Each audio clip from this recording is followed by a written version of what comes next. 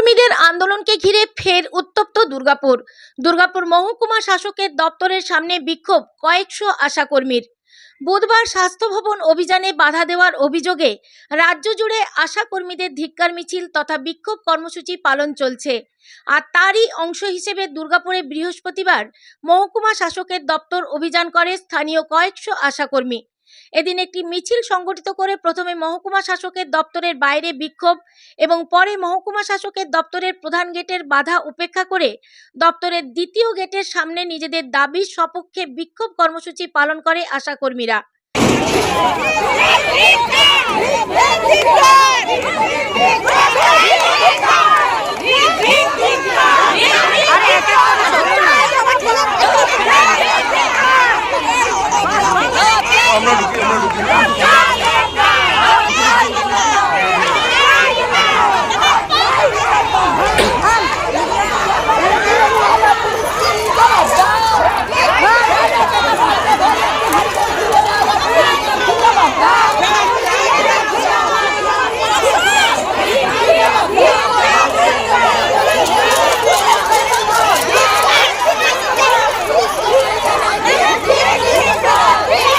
আমরা নামলাম কারণ আমাদের মেয়েদের কালকে যে বর্বরতা, যে অত্যাচার মহিলাদের উপর নির্যাতন করেছে তার বিরুদ্ধে ধিক্কার জানানোর জন্য আমরা আজকে নেমেছি। প্রথম কথা হলো আমাদের কালকে 21 একটা আন্দোলন ছিল, ব্রিগেডে বহু মেয়ে এসেছিল, হয়েছিল, কিন্তু রাস্তা থেকে আমাদের প্ল্যাটফর্ম থেকে বাস থেকে বিভিন্ন জায়গা থেকে মেয়েদের যেতে দেয়নি। হ্যাঁ, এই পুলিশের ভয় কিসের? স্বাস্থ্য ভবনের আমাদের যে মন্ত্রী তার ভয় কিসের? আমাদের দাবিটা কেন আমরা ন্যায্য দাবি কেন আমরা আদায় করব না?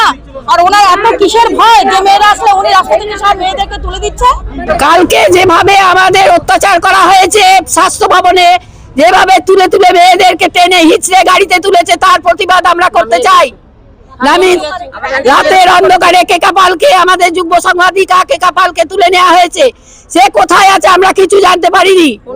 তারপর বিভিন্ন জায়গায় এরকম হ্যাঁ, সব জায়গাতে তুলেছে, সব জায়গাতে কেন করবে? আমরা কি এ করে ভিক্ষাবৃত্তি করতে এসেছি? আমরা তো ন্যায্য বিচার চাইছি। আজকে কি করলেন? আজকে আমরা এসেছি প্রশাসনিক ভবনে, আমরা ভিক্ষা জানাতে এসেছি। আপনাদেরকে দেখা গেল গেট ভেঙে আপনারা ঢুকে গেলেন। হ্যাঁ, যাবো না কেন? আমাদের কেন এরকম করেছে পুলিশ প্রশাসন? কেন দিয়েছে আমাদেরকে আশা দিয়ে? ন্যায্য অধিকারের দাবিতে আমরা এসেছি। ওই ঘটনায় পশ্চিম বর্ধমান জেলা বিজেপির মুখপাত্র সুমন্ত মণ্ডল জানান, যে কোনো শান্তিপূর্ণ আন্দোলন মানুষের গণতান্ত্রিক অধিকার, এবং পশ্চিমবঙ্গে সেটাকে সম্পূর্ণভাবে তৃণমূলের নেতানেত্রীরা খর্ব করার চেষ্টা করছে। গতকাল একজন সরকারি কর্মচারী যারা আশাকর্মী, তাদেরকে জায়গায় জায়গায় হেনস্থা করা, তাদেরকে অ্যারেস্ট করানো, তাদের ওপরে শারীরিক নির্যাতন করা, সেটা কাদেরকে দিয়ে করলো? আরেকজন সরকারি কর্মচারীকে দিয়ে। এটা অত্যন্ত লজ্জাজনক, এবং সেই কারণেই আজকে আশাকর্মীরা বিভিন্ন জায়গায় গিয়ে আন্দোলন করছে, বিভিন্ন এসডিও এবং থানা ঘেরাও করছে।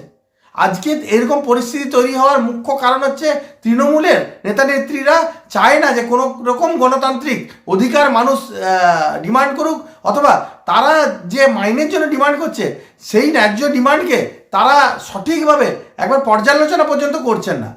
আমরা মনে করি এই রকম সরকারকে, অগণতান্ত্রিক সরকারকে আগামী 26-এর ইলেকশনে সাধারণ মানুষ ছুঁড়ে ফেলে দেবে। অপরদিকে আশাকর্মীদের বিক্ষোভ নিয়ে এদিন নিজের প্রতিক্রিয়া দিতে গিয়ে পশ্চিম বর্ধমান জেলা তৃণমূল কংগ্রেসের সহসভাপতি উত্তম মুখার্জি বলেন, আশাকর্মীদেরকে ওদের নিজের কাজ করা উচিত এবং কোনো রাজনৈতিক দলের হস্তক্ষেপে ওনারা যেন না চলেন।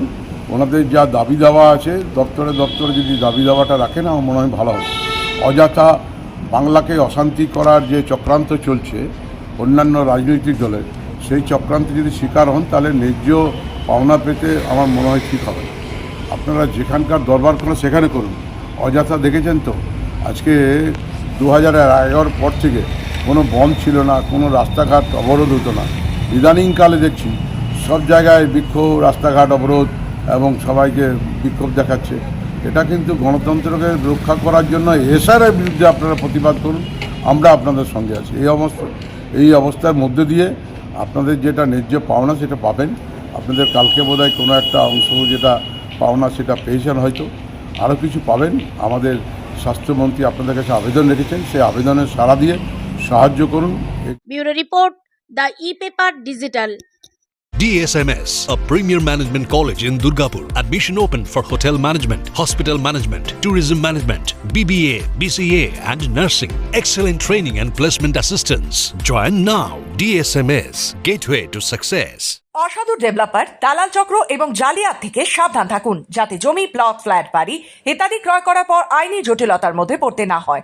একজন সচেতন ক্রেতা হন, সরাসরি আমাদের সাথে যোগাযোগ করুন। আসানসোল দুর্গাপুর উন্নয়ন কর্তৃপক্ষের জমির ওপর কোনরূপ অবৈধ দখলদারি বা নির্মাণ নজরে পড়লে তৎক্ষণাৎ আমাদের জানান। কল করুন আসানসোলের ক্ষেত্রে 9046223651, দুর্গাপুর 9046223650।